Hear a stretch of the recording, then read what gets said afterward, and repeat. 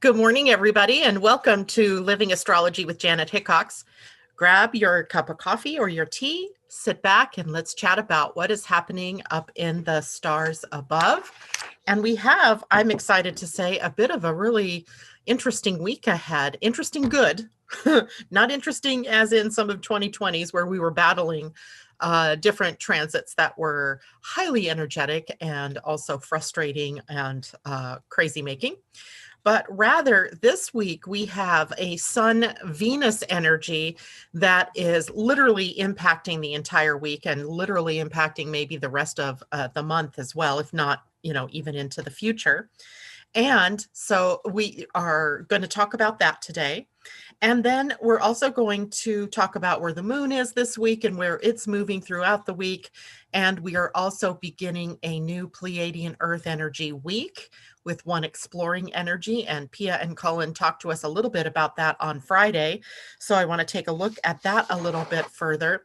But I also want to dig in today to more of that Sun-Venus conjunction and how that plays out with the emergence of Venus into the next star point, the Aries star point.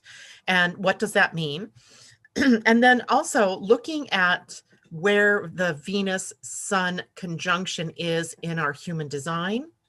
That's a very important placement. And J-Lo, I think you'll really appreciate that since it's sitting at the gate 17. And any of you who have the gate 17 in your natal charts, this is kind of adding some fuel to what you already experience with your gate 17. And then for those of us who don't carry gate 17, this is a new and interesting energy that will be added to the week for you, but also as the starting point for this Venus star placement over the next couple of months. So we have a lot to talk about as well. The Earth begins to move through the gates in the spleen. So the gates in the spleen, as you know, are also fear gates, where we can come face to face with our fears, where we can come face to face with the points or the things in our lives that paralyze us, or where fear paralyzes us, where we can't seem to move beyond. We get caught up or stuck. So that begins, how we have that in October, late September, October, and early November. The sun is moving through all the gates of the spleen. But now from the last week of March into the first week in May, we're going to be dealing with the Earth, who lays up the challenge of our overcoming or the need to overcome fears is playing in our world. So it should be an interesting time. Let's just say good morning to everybody here. Good morning, Christine and J-Lo and Asa and Pauline Blenner. Good to see you. Mimi, good morning to you. It's great to see you. I'm sure others will be popping in here shortly. And let me just get an announcement out of the way right now. On Wednesday this week, I will be on Angel Heart Radio with Annette McCoy at, I think it's going to be actually 4 p.m. Pacific time. I have to stop with that because we've moved ahead an hour, and I don't believe Australia has moved ahead. So likely we'll be meeting up at 4 p.m. Pacific time, 7 p.m. East Coast time. And we're going to look a little deeper at Taurus energy as the month of April starts to come into play. And, we're looking at really only about a week and a half or so before we're into April energy, where the emphasis begins to pile up in the sign of Taurus. And what does that mean for all of us, especially with Uranus sitting in the sign of Taurus? And so we're going to take a look at that and all of the other planets and their movement through Taurus as we talk on Wednesday afternoon. So Wednesday, 4 p.m. I do believe. I will certainly put that up if it's a different time, but I'm pretty sure it's 4 p.m. until next month when it will then be 5 p.m. again. Crazy with the time changes that we do, huh? Debbie Tibbetts-Tumio, good morning. Leslie Zuber, good to see you out there. Kathleen Mallory, hello. And Corey, good morning. So it's great to see everybody popping in. I hope everybody had a wonderful weekend. It was a nice day for us yesterday. We went off island and went to another island. We went to Friday Harbor, which is where my son lives, for a birthday party and had a wonderful time there. Didn't get home until late last night, though. Our ferry was late leaving the island for whatever reason that was. But we just got to enjoy the ups and the downs, ups and the downs. It was quite windy, so the water was really rough. Luckily, neither of us got seasick. But we had a good time. So the weekend was a good one. So let's start taking a look then by where we are at the day today. So right now, as it sits, the moon is in the sign of Cancer. Today it is in a trine, an ease and flow, right? These two are flowing nicely with one another. Neptune in Pisces and the moon in Cancer, both in water signs, exchanging intuitive information. That's like having antenna up. But the intuition that you might experience may not come through the usual way that you're thinking of it. It may come through your moods or your emotions or what you're feeling, as Cancer is a sign that is ruled by the moon and takes us deeply into emotional energy. So there's moodiness in the day today. And in fact, I think even tomorrow a bit, we are dealing with, tomorrow until afternoon, we're dealing with the moodiness of the moon moving through Cancer. But Cancer also is a sign that rules the home meaning the familiar, right? The background energy that to you feels really good, feels stable, feels like a foundation, is where your roots are. And so it puts an emphasis on home and the balance between home and your worldly self, as the opposite sign of Cancer is Capricorn.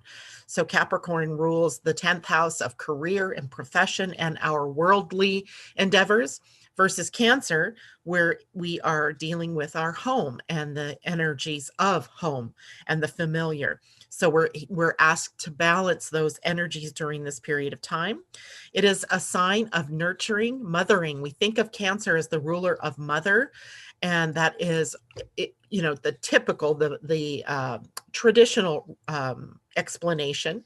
But in today's modern home, we have different ideas of what mother is. I mean, in some homes, there is a father that is actually playing the role of the nurturer. So we've changed the expression of the moon in terms of mothering to be whomever it is that is giving out the nurturing energy, the most nurturing of the parent.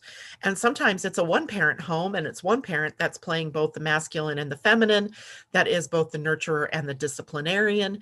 So we have interesting things to deal with when we have the moon going through Cancer, and all the ideas of what traditions are versus where we are in this modern world. But no matter what, this is energy that is about nurturing and taking care of one another, nurturing an idea, nurturing a child, nurturing yourself, nurturing a spouse. You can go on and on. Feeding, clothing, taking care of. That is the purpose of Cancer energy, to take care of the home and the hearth. With emotional energy on the upswing for the next few days, actually even from yesterday as well. Moodiness and sensitivity are in place. Now, sensitivity means that we can easily feel hurt or need to feel like we have to defend something in our own lives when the moon is in Cancer, but we can also defend and be sensitive about what's happening with other people around us. So don't be surprised if there's something that triggers you in some way, to stand up and take care of a situation or a person in your life during this period of time, as we are way more sensitive, which also then brings to mind that the solar plexus is the source of emotional energy in the human template, human design. And as such, then we have to remember to try to stay out of reactive energy and stay in the energy of response. So instead of striking out or defending with a sort of warrior stance, take some breaths, right? Take some breaths and give yourself some time before you decide to take action on something that may have just been your super sensitivity. So we get opportunities when the moon is in Cancer to practice our new solar plexus intelligence or emotional intelligence, rather than the old-fashioned emotional reactivity. And I just say this in general because the throat energies are going to be triggered this week, that you speak these things, you react or respond with permission to do so, or with an invitation to do so rather than permission, I would guess, right? You don't just, decide to send a text message or a messenger message or an email off to someone, telling them off or telling them, your opinions without that invitation to do so, without having first been invited to share of your wisdom, of your thoughts or your ideas or your emotions. And that helps to keep the peace, right? Would you rather be right or would you rather be at peace? That comes up in this energy as well. In the more negative aspects of the moon in Cancer, we have defensiveness. We have shutting down out of a lack of confidence. Energies in Cancer sometimes feel like, putting that hard Cancer crab shell around, protecting from the vulnerabilities of the inner self. So there can be insecurities and a lack of confidence when the moon is going through the sign of Cancer. So that would happen likely wherever it is that Cancer is in your natal chart. So if you had it, for example, in your first house because you have a Cancer rising sign, it might be something that you take personally. If it's in your second house of money, for example, you might be defending money or trying to hold on to money, or you're not confident that more money will come. Let's say put it in the seventh house of relationship. It could play out in your relationships and you become defensive with those that are closest to you. All around the wheel, wherever it is in your chart, it's going to have a little bit different expression for the week. So get your charts out, dust them off, take a look at them and see where this energy is playing out. Okay, so let's take a look and see who else is out here today. Ursula, good morning to you. Jennifer Peachy, hello. JLo says, it was felt with my grandson when I gave him a choice to eat dinner and he gets his iPad. If not, no iPad. I see. So making, maybe I'm thinking of this wrong, but you're making eating food dependent on whether he gets his iPad or not. Is that what I'm hearing? J-Lo says, he told me, Grandma, you made me cry. Oh, I said, yes, because you have to eat dinner sometimes. Making a choice is not the one you want to. Yes, he chose to eat. Good job. Elisa, good morning to you and anybody else out there who I've missed. It's great to see you all this Monday morning. So let's see, let's take a look now at the energy of the Pleiadian calendar for the week, because it's interesting to always have this new energy coming in. It's a new 13-day week. Remember, this is a spiral of consciousness. You can't look at the calendar and go, oh, there's 7 days. And that's not the way that the world actually works. That's a very mechanized way of looking at the world. And it's really been a tool that has taken us out of living in the natural rhythms and cycles of time and of living in the natural order of the way the world works, or living true to our own energies and the way that the energies within us wax and wane, even in response to the planets and their movements through the sky. So the Pleiadian-Earth calendar takes us through a 13-day spiral of consciousness where there isn't necessarily an ending. That ending is really the beginning of a new spiral of consciousness. And we can see how we're growing and evolving through these weeks. And if any of you have been watching this energy for yourself, you can almost predict like what's coming next. You begin to get really adept at where the energy is pulling you and or pushing you and what the next expression might be. So today, as it is a 1 day, we are tapped into the energy of new beginnings and all that can emerge from a new beginning. And sorry, I have my phone sitting here. Okay, so sorry. So the new beginnings are something that's emerging in your life. So what is emerging? This is an initiating energy. It starts something, right? It's time to start something new, to venture outward in your life in some way. And of course, that's also supported by the spring equinox having happened, or the autumn equinox if you're down under, and that also being a representation of something new, something, a potential that lies in the doing of something new, or in the being of someone new. And so then we pair that today with exploring energy. Exploring energy in the Mayan calendar was Ben, and it was represented by a reed, and the need for a reed to be able to be flexible, to yield to the forces of nature, to the wind and to the heat of the sun and to water coming and going. And so we have this energy of exploring, which is giving us potential or access to the potential for new ideas, or options to review. So we may have many different things in front of us that we need to take the time to look through and to determine what's next for ourselves. This is a great time to look at your own self and your own being and where it is that you want to improve yourself. Are there courses that you want to take? Is there more spiritual time for contemplation that you want to enact in your life? Maybe you've become too complacent and you need to be more bold. So this is a time for us to look deep within, to ask the questions of ourselves about where it is that our next steps lie. What is my next step, right? And this is energy, by the way. This whole 13-day period is going to resonate with this energy of anything being possible. I wanted to say what more is possible, but I think it's deeper than that. It's that anything is possible. It's about what are you focusing on? Remember last week when we talked about the unmanifest reality and how until we pull that, everything lies in waves of light or photons of light that are all holding potential. And until we distill it out of the wave form by observation or by focusing our energy on it, it doesn't become possible. It distills itself down into a particle then, and then begins to create the reality that we see. So what are we pulling from the waves, right? What are we pulling into reality out of those waves or out of the unmanifest reality?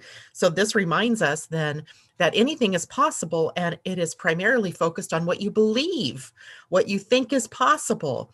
What are you focusing your energy and your time and your efforts on? And this energy brings a bridge between ourselves and the cosmos, where we are completely linked together.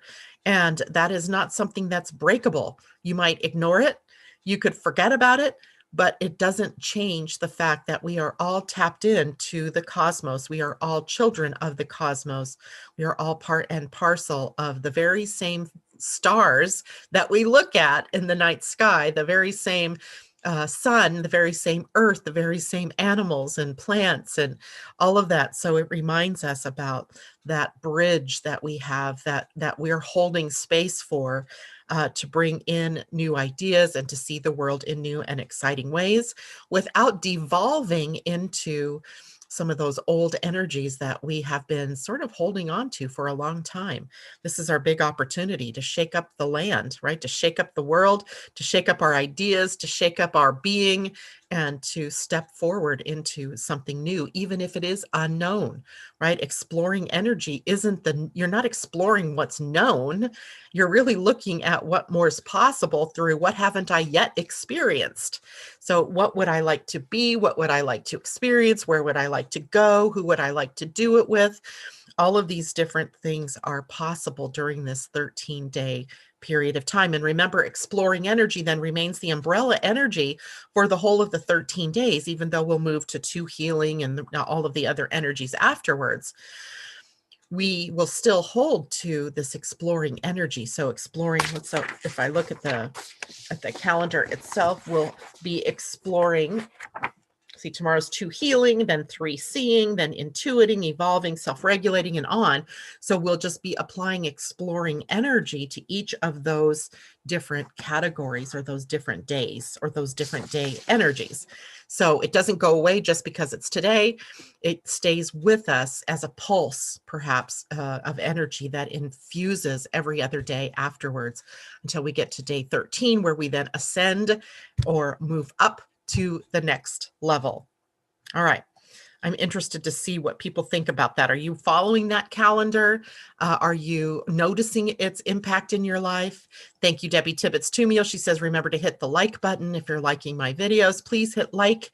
If you are new to Living Astrology on YouTube. Please subscribe. And when you subscribe, then you'll get notified if you hit the little bell that you want to know when I'm coming live on air. But just for those of you who might be new, I'm on air on Monday mornings and Friday mornings at 8 a.m. Pacific time, 11 a.m. East Coast time. Okay, so I don't see any other questions out there. Asa, thank you so much for being out there with us this morning. If people have questions, please let me know. We are going to launch into now what is going on for the week, the bigger picture of the week, and then we'll go into our Venus-Sun energy that I'm really excited to talk about for some reason this morning. And I wanted to just keep studying this energy this morning. I really just kept wanting to go more. But we may have to do that in bits and pieces and steps because I don't want to lose people along the way as to what it is we're talking about. So for the week, today we just have our moon in Cancer, no big changes going on the horizon there. Tomorrow, Mercury, the planet of communication, now in the sign of Pisces, will square Mars in Gemini. So we have the energy of speaking and the possibility then of becoming misunderstood. So we want to be careful here because the square energy is a challenge. It causes us to need to move forward or to evolve or to learn more, to sort of build upon what we know to be true. But Mercury in Pisces is in water. Not only that, it's in water that's very etheric, spiritual, sort of airy not in a Gemini way, but in a hard to pin down way, in a more ether sort of way, a spirit sort of way. So Mercury, the planet of communication and speaking, and the mind isn't in clear territory. It's in sort of murkiness at the moment. And Mars, of course, is in a very chatty Cathy sort of place and wants to keep sharing and wants to keep talking and is in a very activated mind, following strands of curiosity and so forth. And those two can challenge one another, which means we may say or do things that we didn't really think about before we said them. Remember that whole idea of waiting for the invitation before you blurp out there into the world your ideas or your opinions or whatever it is that you want to say. Because if you say those things without an invitation, likely it's an invitation for the other person to become more defensive or to react, in the same way emotionally. And before you know it, you have this snowball effect until somebody wakes up and says, whoa, wait a minute. This is not the way to use this energy. Instead, use this energy to tap into what your intuition, what sort of things are popping up out of that field of ether? Like what ideas or what themes are you seeing that are coming up? The themes that are coming up are the personal pathways perhaps for you to take. And Mercury sitting in that square will give us access to being able to bring them out of the ethers and more into reality. So maybe just, consider before speaking. This might be a very good week to really be more contemplative and more inner soul searching than to try to make things happen. So even though it is an action oriented week, action doesn't mean pushing. It doesn't mean driving into something or pushing our way into something, forcing something to happen. In this case, what we can see is that it's really our just following the strands of consciousness or opportunities as they come up, noting if these are repeating patterns or if things that have come up before that are indicators maybe of a direction that we need to go. So rather than forcing the action to happen, just going along with the flow that will take you to the right place in the right time with the right people without taking that Mars energy and pushing or being aggressive with that energy, which happens to also be the energy of the voice and of the mind. So keeping that in your awareness for this particular week. Now that's on Tuesday. On Wednesday, we begin the new human design week. The sun will move into the gate 17. This is why we're going to focus on this gate 17 today. And also the earth moving into the gate 18, which is the first gate on the spleen that we talk about. And it is about a fear of perfection, of judgment, of constriction. And so we want to take a look at the deeper meanings behind that. Thursday and Friday begin the conjunction of Venus to the sun. And as well, as I show you here in a few moments, they are in that conjunction time also conjunct the planet Chiron, or the planetoid or the centaur Chiron, which brings us the opportunity for the wounding and healing of Aries energies. So energies in Aries are about standing up and being counted, if you will, moving ahead in your life, being bold, taking action, that appropriate action, not forcing action.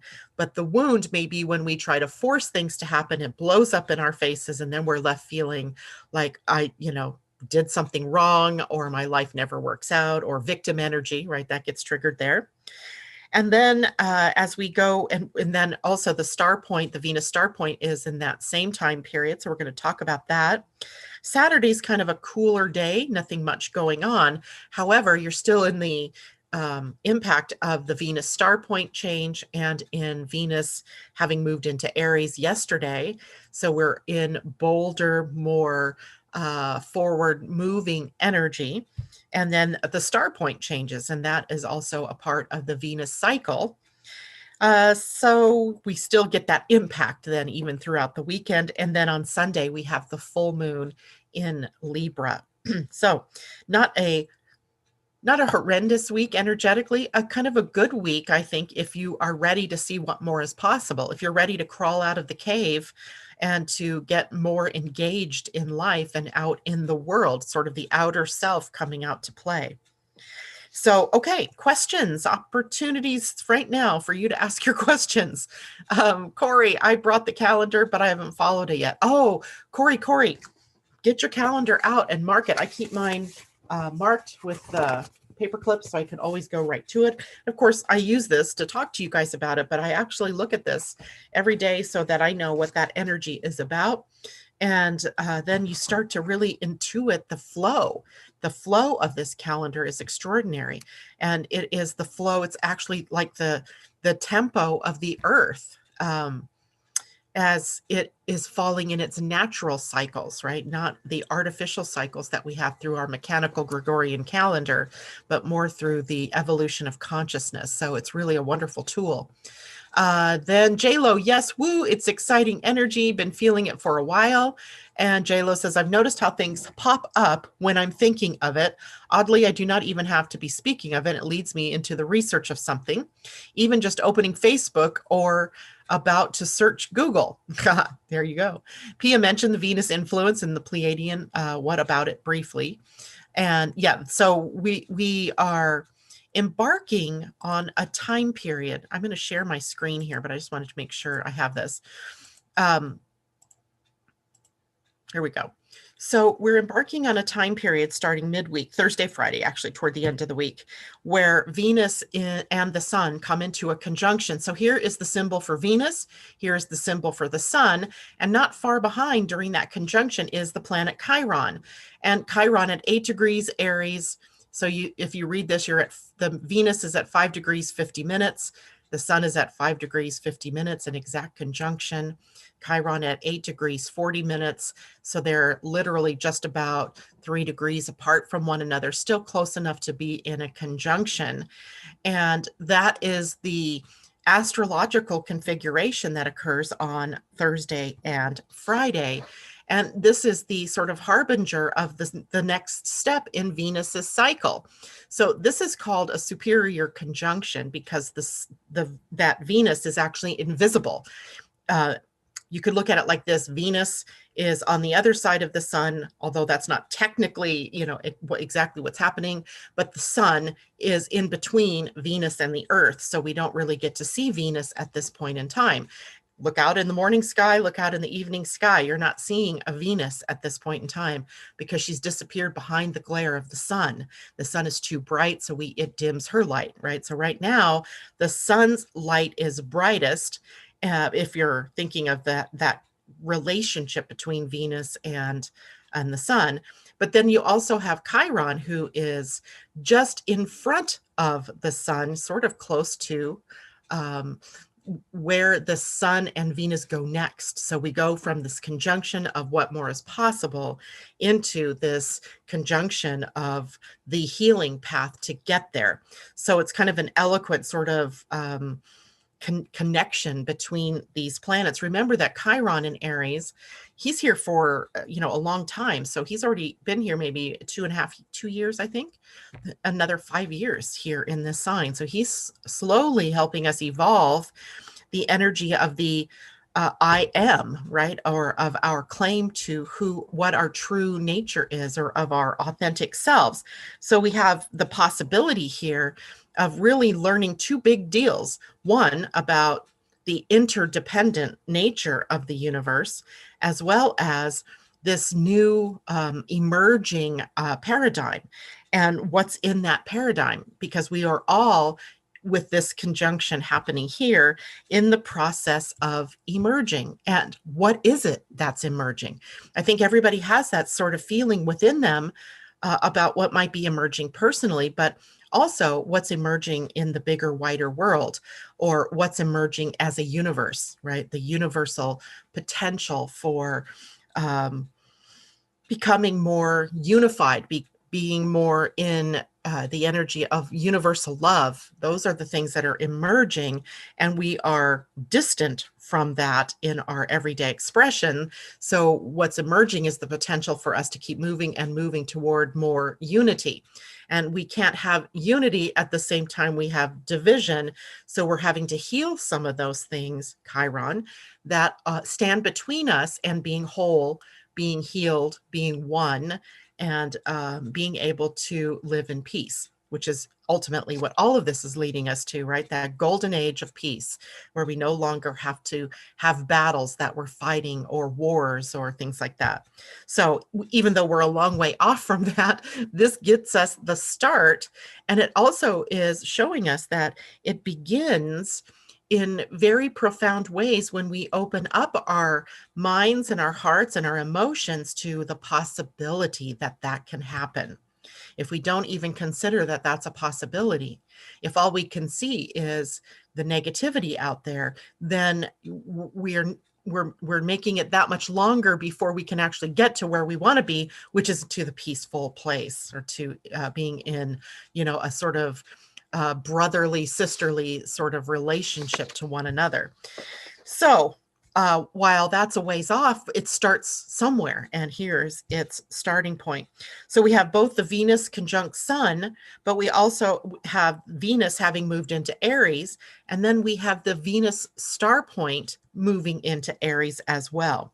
So we have sort of three different things telling us about emerging energy, about stepping out of the old and into the new, and about creating that pathway forward. So while this is the astrological explanation, I thought this morning, well, I wanted to take a look at where is that happening in our human design. And I didn't have a chance to get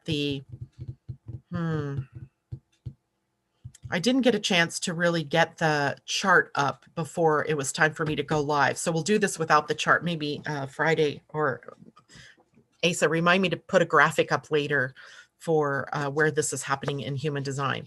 So for right now, if you have your human design chart in front of you, take a look up at the ajna, the second center down. If you have it defined, it's colored in green. And if it's open, of course, it's white. And the ajna, if you're looking at it, in the left side of it is the gate 17. The gate 17 in quantum human design is now called the gate of anticipation. And in the gene keys, we see this as the shadow of opinions, right? The shadow of opinions. But as we start to move up through opinion, we go from the shadow of opinion to farsightedness to omniscience. Omniscience, being able to see the future, be able to ascertain what is up in the future. And Asa, I thought I saw a message from you. Did you send me a message? Because if you did, I just passed right by it. So I'll come back to that in a minute if someone had a question. So the gate 17, the gate of anticipation is really being focused on, and it will be focused on for more than just that day that Venus conjuncts the sun, or Chiron for that matter, because it's forming the energy for the next week in human design. So the gate 17 in its highest, as we come into mastery, if you will, or we come into the Siddhic state of omniscience in this gate, we're talking about potentials and the possibilities that expand our idea of what is possible. So when we're looking at the world, we are often looking at it through our limitations. We're not necessarily looking at it through what more is possible. I mean, be honest with yourself. When you look at what's happening in the world right now, how do you see it? Do you see everything that's happening, the good, the bad, and the ugly, as potential for something awesome? Or do we see it for the potential for war or division or more ugliness or fear? How do you honestly see it? And you can do this as well with your own personal life, right? As you anticipate what comes next in your own life, how are you viewing that? Right? Are you looking at it with an expansive view, or are you looking at it with a narrow view? Right? I can only do this because I only have this much money, this much time, this much resources. Or are you looking at, wow, I am a divine being and endowed like my creator with energy to bring things into being. I wonder what more is possible. I know in my heart this is what I want.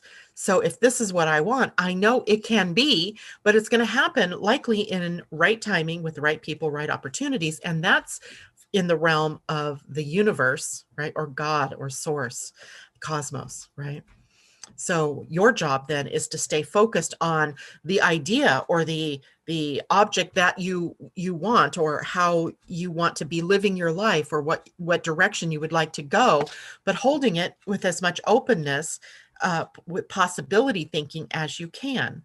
Right. So in this energy, the gate 17 operating in its highest allows us to hold that space, to be able to use our mind to look at what's possible. The Ajna represents the mind, instead of being, small-minded, little-minded, and only seeing what's right here in front of us without the possibility of seeing what else is out there. This is also for us to inspire one another to be better, to be more creative, to be more authentic, to live more in our truths, right? So it's not just devoted to the world, but also to one another in our interpersonal relationships. This is very creative, expansive energy when it's operating in its highest. When it's operating in its highest. The shadow, however, is opinions, right? Opinion or opinions that reduce options, right? That bring it in and make it smaller.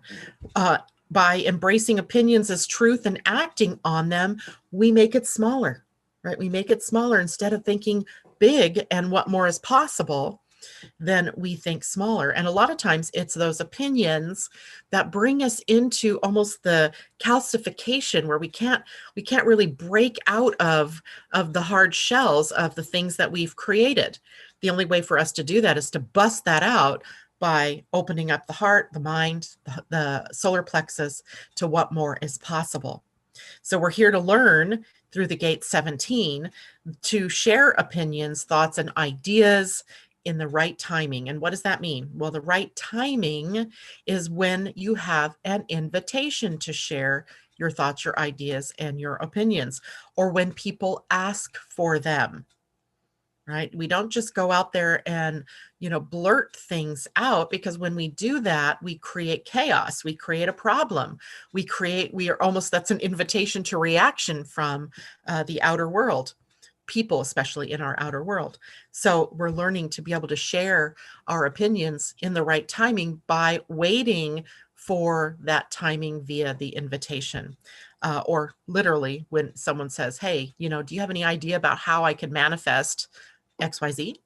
And you're like, sure, I do. And here's how I want to give you these ideas. So when you do it that way, then it's received in the spirit in which you offered it up, and not in the spirit of judgment or constriction or criticizing or, being overly analyzed by someone. which brings me to the Earth for that same day. And also for the next several days after the Sun-Venus conjunction, we have the Earth moving now through the gates of the spleen. So what's triggered are our fears and our shadows. For the next 8-9 weeks, we have these different energies coming up to the surface. And the first one that comes up is the gate of perfection, judgment, overly criticizing or overly analyzing. It is on the spleen center at the very bottom left corner, and the gate 18 leads to the perfection, to aligning with joy. And the people who carry the gate 18, and all of us will, while we have that transit going on, all of us will be carrying that energy. It is an energy where we can very easily tap into how to realign with joy, with a joyful expression, or just with the foundational energy of joy in our exuberance and because I don't think people are mean-spirited by nature. I don't think people set out to hurt people's feelings by correcting via their opinions. I don't think that's the case, but I do think that in our exuberance sometimes, to see things in a more perfected manner, we get overly excited and we criticize or we judge, or what we say comes across in the wrong timing as being criticism or being a judgment. Where when we wait for the invitation, to be able to express what we're thinking about or what we see as a pathway to correction, then it's accepted in the spirit in which we've given it, and it softens the whole interaction. And the spleen center is very far away from the throat, and the gate 18 does not have a direct access to the throat. So we really have to have different ways of getting to that throat energy via the invitation before we can share our constructive criticism.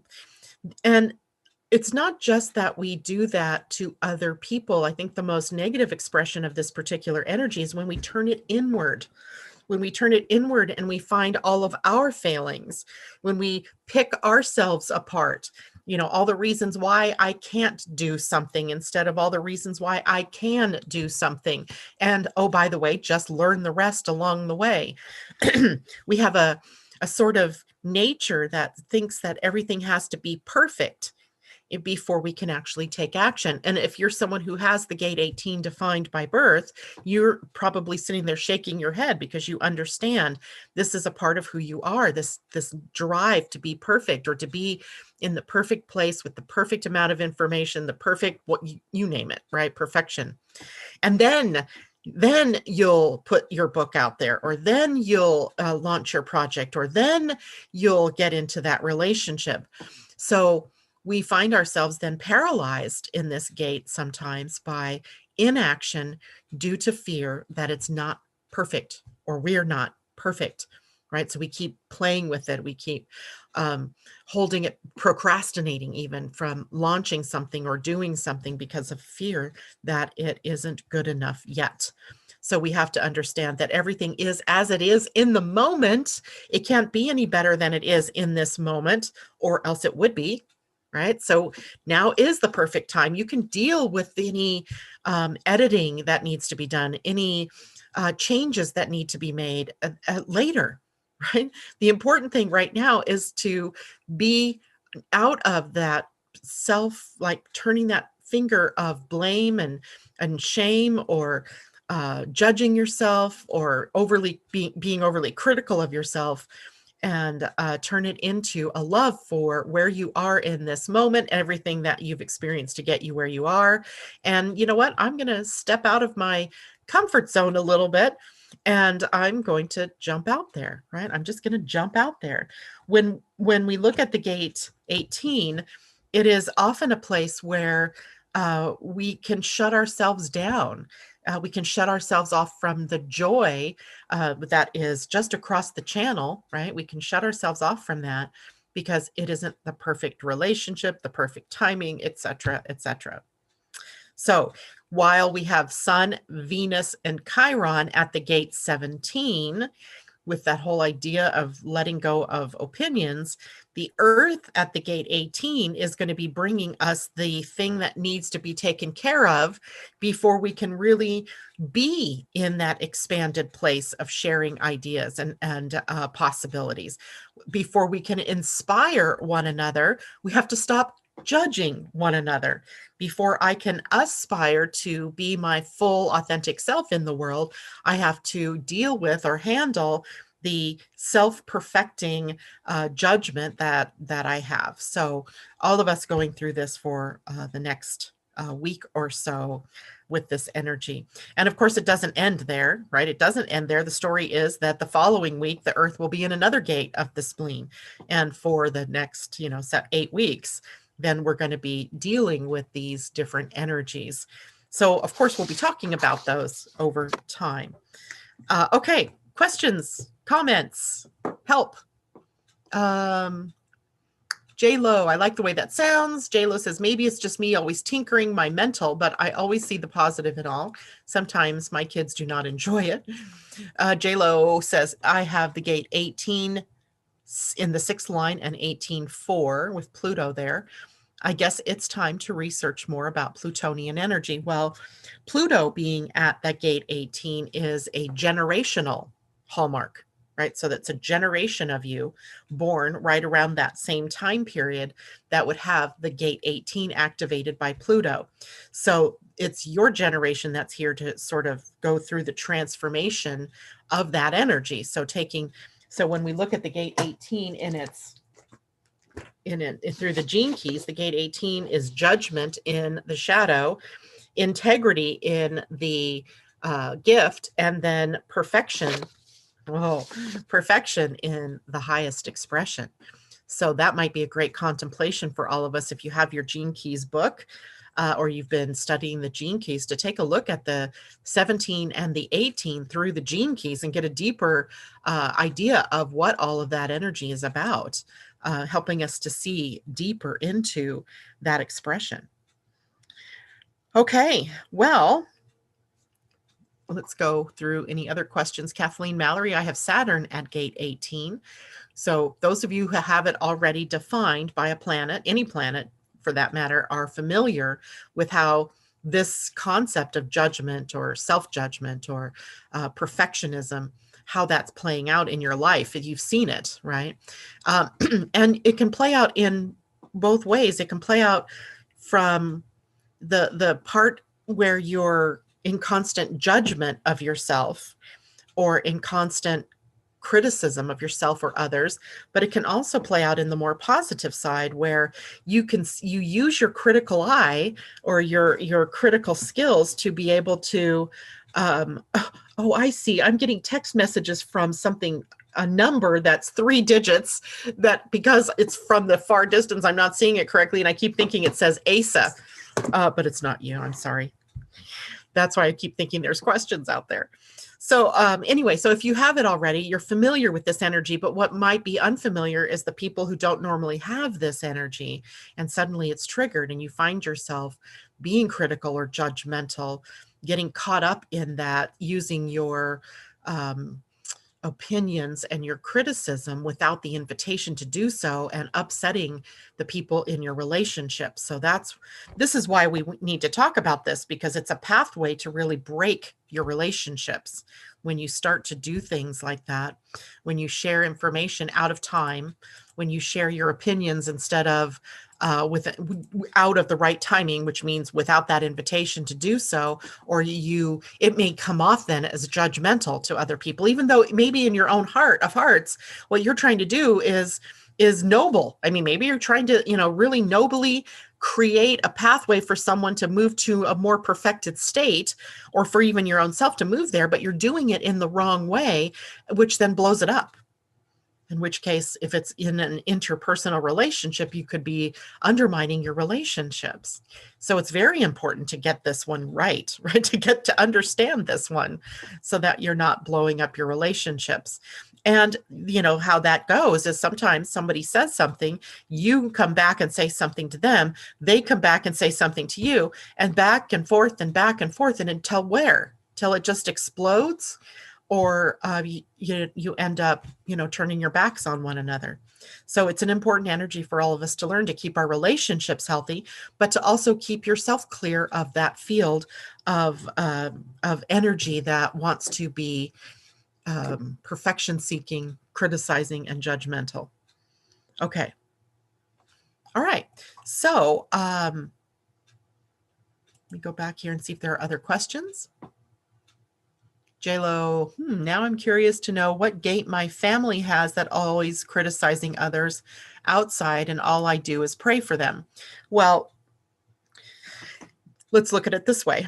We're in relationships because the people outside of us, our relationships, are mirrors to what's going on inside of us. And one of the things that I do when I'm not in reaction to something is I ask myself, why is this showing up? What am I learning here? What is this? Why? What can I learn from this interaction? Or why is this energy popping up in my field again? I thought I'd handled this, right? I thought I was beyond this. So there's a lot of things that you could do with that, JLo, and not to turn it in to criticize your own self, but to just inquire, where's this showing me where I'm still in judgment? Where's this showing me I'm still in criticizing? Because you can't just put a bunch of, rose petals over the top of it and expect that that's now healed. You have to actually go in and you have to actually go, okay, where am I being judgmental? Where am I being critical? It's funny because I found myself doing this over the weekend, asking those questions of myself. What is this showing me? And I don't always get that answer right away. Sometimes you just have to wait for a while, just having asked the question with an open mind, open heart, open emotions, so that, it'll occur to you what it means or what this is about. Where are you still holding on to judgment and criticism, either of yourself or of others? And not as a way to make yourself bad or wrong, but to be able to be humble in this experience, right? To be able to, be willing to look inward and to see how it applies to what you are learning about you. Interesting. I'm kind of hard to myself. Maybe it's right there, right? You're hard on yourself. So when you see people outside of you that are being hard on others, or through criticizing or judging or, that type of thing, then it's still in you, right? That you've got that in your own heart, or that you're doing that to yourself in some way, or maybe even doing it to other people in some way, even if it's only in your mind, right? You may not be outwardly going, you suck, you suck, you suck, but in your mind, you suck, you suck, you suck. And you need to clear that as well, right? Because the mind is still holding energy on that particular thing. So good stuff, right? Okay, I am done this morning. Then I think what I'll do is maybe pull some cards. I'm thinking maybe a Galactic Heritage card this morning and a goddess card. Where did my goddesses go? And I'll draw these for the collective for the week. Oh, a spirit animal. That just occurred to me too. And oops, there we go. Spirit animal. Let's do that one first to get us through the week, or at least till Friday. Okay, so this will be for the collective, a spirit animal as a totem, perhaps, to give us wisdom, to keep us on the right track. And two of them flew out of the deck: antelope spirit and dragonfly. So 22 and 2, 2, 2, 2. Now I'm going to flip them this way because this is how they came out of the deck, with antelope first, right side up, and dragonfly upside down. And I'm going to turn it over for a moment because they have little messages underneath. Antelope says life is speeding up, and dragonfly says truth transcends illusion. And if you look, there are two. This is a 20 or 2, and this is a 22. 2, 2, 2. Raise your hand if you've been seeing triple digits lately, or 4 digits. I've been seeing 11, 11 and 1, 1, 1 every day for almost a week. And now I'm wondering, well, what is it? What's emerging? Because that's what the ones are about. The 2s, The 222 in this case, it's like, don't quit before the fruits of your manifestation are happening, right? It's like, stick with it. That it takes time for the seed to germinate and to pop up above the soil. So first we'll do Antelope Spirit. Antelope Spirit is card number 2, and it was right side up. So it says, when Antelope Spirit rushes into your life, you are being reminded of the quickening of your personal evolution as a powerful co-creator. You are being told unequivocally that it's time to get moving, set your intentions, and take action toward making your dreams real. There is an intensity you can feel, and it is important to take advantage of this energy right now. If you have a plan for your career or financial abundance, now is the time to step it up. If you're asking about a relationship, make that first move. Just know that the intentions you have set in motion are coming together now at warp speed. Stay alert and keep up. Things are getting interesting when Antelope Spirit calls you to act quickly. And Dragonfly Spirit, number 22, was, like I said, upside down. And let's see what this one means. Truth transcends illusion. And when a message or when a card is upside down, the message is in protection here. And it says, did you really think this world of the senses is all there is? From the hidden mystical realms, signs are being sent to you, but perhaps you have perceived separation and convinced yourself that you are on your own. Have you fallen into spiritual amnesia and forgotten your connection to a living, loving, always supportive universe? If so, rub the sleep out of your eyes, for Dragonfly Spirit is here to remind you of all the love and support available to you in every moment. There is an organizing principle underlying the events you have experienced, and Dragonfly Spirit can help you see it and trust that Spirit has your back. Let go of the illusion of chaos and randomness. Love is here, so follow the signs that appear serendipitously. As you pay attention to the magic all around you, you will know you are on the right track. Dragonfly and Antelope are 2 animal totems for the week. Move those away, and let's pull a Galactic Heritage card. I love these cards. They give us wisdom from the cosmos. No, don't go flying. Please don't go flying. Oh my. There we go.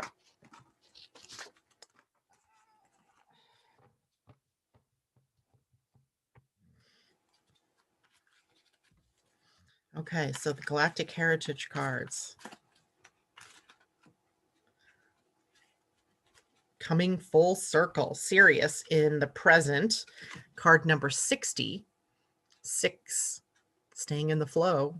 That's what that reminds me of. That kind of looks like a little angel inside there holding on to DNA and to the world. With sun in his hand. Lots of little symbols in that one. So let's see what that one means. 60, coming full circle. Okay, Sirius. In the ancient days, the Syrians placed codes within our DNA to help us evolve when the time was right. That time is now. Humankind is awakening as the Syrians had hoped. Their task has come full circle. If you pulled this card, then you have a connection to that ancient Syrian past, and because of humankind's awakening, you have recently completed a karmic pattern held for thousands of years. You may feel subtle energies of completion, or you may feel nothing at all. But if you have any guilt about things left undone in the ancient past, it is not necessary to hold that pattern any longer. It is recommended that you read the commentary for card 59, which is unfinished business, for the issues are related. This card is connected to the ancient Sirius era when our ET forefathers committed to long-term goals and completed most of them. When we complete goals or complete a cycle, we come full circle and are ready to start a new cycle of learning. If this card comes up in your reading, it is very possible that you have just completed a cycle of learning and are ready to start a new one. Isn't that interesting, right? Because we just ended yesterday the cycle of evolution, the spiral of consciousness for the week in the Pleiadian calendar, and today is the start of a new one. If you feel this is not true and that you are currently stuck in a situation, then you can interpret this to mean that with all the work or avoidance you have done regarding an issue, you are coming full circle around to confront it again, giving you an opportunity to transform it once and for all. This is a powerful place to be, and when this card comes up, it usually means you are poised for a powerful transformation in your life circumstances. Look to the other cards, well, for further clarification if you need it. If you're contemplating a serious decision in life and you feel that you have completed your past lessons, then this is a great time to take that leap of faith into the unknown and begin a new cycle of learning and growth. Yes, indeed. That card is a profound one for us this week. And lastly, I felt a need to call on the goddesses. I feel like because they're, Venus is the divine feminine. She's now in Mars territory, as is the sun. That's a lot of masculine energy. So perhaps this allows the feminine to emerge, right? Some wisdom about how to bring the feminine into balance here in all of that masculine energy. Oh, yes, it is. We get this card all the time. It's too funny. This is Athena, right side up, the goddess of wisdom. Athena. So let's see what that's about. We should almost have this one memorized because I think we've had it enough times. And she was right side up, so it is an empowerment message. Athena, the Greek goddess of intellect and strategy, says, knowledge is power, and you are in a perfect position to gain greater clarity at this time. Your hard work is paying off, and everything you have learned about life has brought you to this moment in time. Your knowledge, logical choices, and intentions are aligned with divine will. Your intellect is keen, and your mind is clear. You know what you have to do. Right now, the world is making sense. You don't have to question or debate it. You can take things at face value. If you think it adds up, that's because it does. Have courage, my love. Your most prescient dreams are within reach. The goddess Athena will help. That's from the goddess deck. Both these decks, Goddess and Spirit Animal by Colette Baron-Reid, and the Galactic Heritage cards by Lissa Royal Holt. All right, that's it. Sounds like a good week. I wish you all well. I will see you on Wednesday. If you're going to join the Angel Heart Radio for the broadcast at 3 or 4, I think it's going to be 4 p.m. Pacific time.